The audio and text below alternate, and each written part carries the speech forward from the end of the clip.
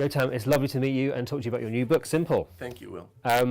It's not quite as simple as being simple, is it? Because there is a key. There are different types of simple cooking. Yes. I wondered if you could sort of go through it and explain them. Yeah, so we tried to figure out when we put the recipes together, what does the word simple mean for different people?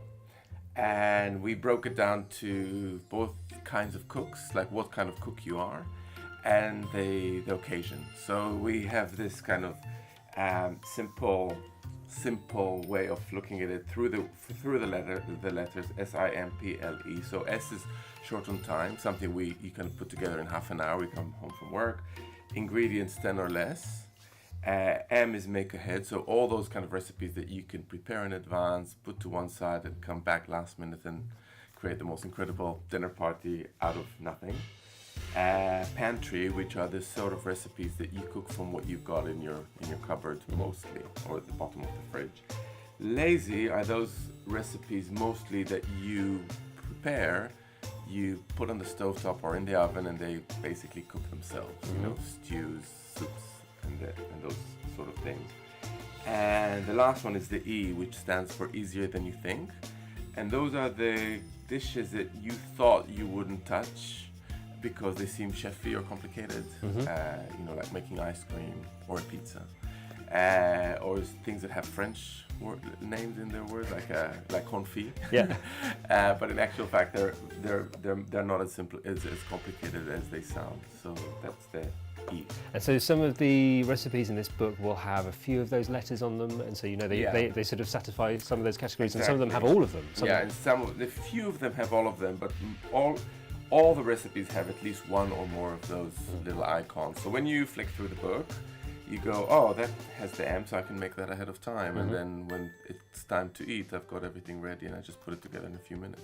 I'm intrigued by pantry because I'm the kind of person who comes home late and often has to rustle up something from what's in the cupboard, what's in the house, which I enjoy. But I have a sort of few staple things that I'll do, so I'm looking for new inspiration. So is there a recipe in the book that you would recommend to me for a sort of...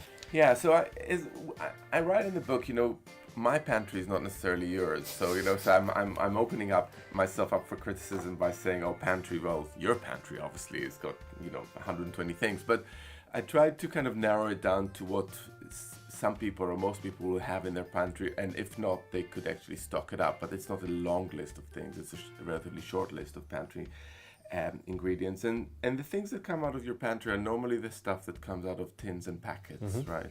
So things like rice, pasta, bulgur wheat, couscous, and tins of tomatoes or chickpeas, and maybe things that are in the freezer, frozen peas or corn or whatever. So those are the things that fall under pantry, and I've used a very nifty bookmark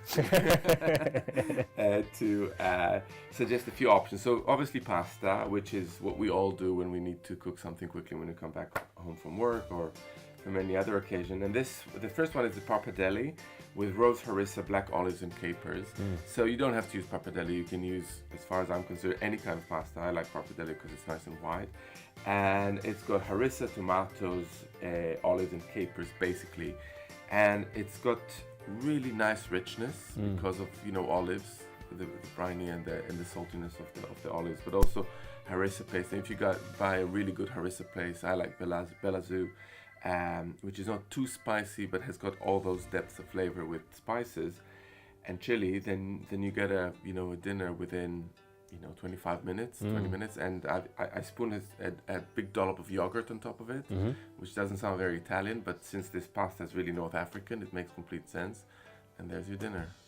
Sounds very good. It sounds like a sort of relation of puttanesca. So there's a couple of similar ingredients, but slightly different. So it is, because Sicily and the south of Italy are so close to North Africa, and there's always been this exchange between the continents through southern Europe and the islands in southern Italy. So definitely that's what it is. So it's a kind of a southern Italian, northern African hybrid. I'm sold. Well, there you go. And then there's other pasta dishes which are maybe a bit more child friendly because they don't have that spice element. So there's this fettuccine with cherry tomatoes and rice. I love rice. And the way I do rice recently is bake it. So you take a bunch of aromatics, things like mint, or lemon skins or garlic, and put them in the oven with rice and a bit of stock or water, and seal the pan with foil and stick it there for a good 25 minutes, half hour, and you get a really steamy rice because it's got all that surface, and so all that steam comes off that surface. It's something you could, it takes maybe half an hour to cook, but actually you don't do much. You just stick it there and you've got the main staple for dinner. I'm always a fan of sticking stuff in the oven and forgetting about it and then just producing genius. And it's also very difficult to overcook. So rice like that, if you give it another 5 or 10 minutes, it doesn't matter. You're absolutely fine, yeah.